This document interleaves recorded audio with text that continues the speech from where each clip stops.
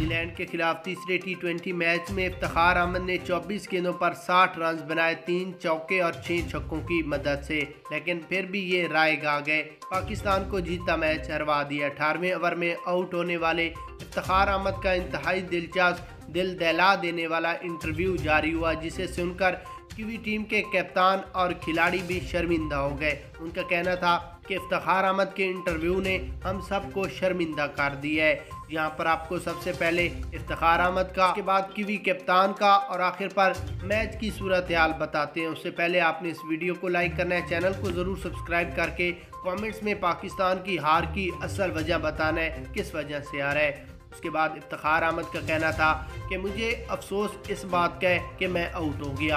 अगर मैं आउट ना होता तो मैं न्यूजीलैंड को एक ऐसी इबरतनाक शिकस्त देता कि ये सारी ज़िंदगी याद रखते।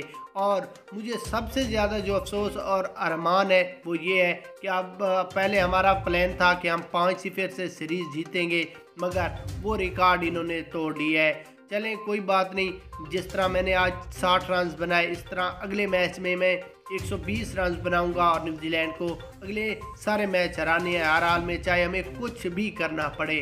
उसके बाद कीवी टीम के कप्तान का कहना था कि हमें खुशी हो रही है कि हमने एक टी20 मैच, पहला टी20 मैच जीता है, बाकी सारे पाकिस्तान ने जीते हैं। और जिस तरह आज इफ्तिखार अहमद ने अपनी बैटिंग का मुजाहरा किया, हमें नहीं लग रहा था आखिरी 2 ओवरों में कि हम जीत सकें। मुकद्दर में यही था। उसके बाद इफ्तिखार अहमद का हौसला देखें कि इतनी मेहनत के बावजूद भी उसकी आंखों में आंसू नहीं आए। हम शाबाश और गुड देते हैं।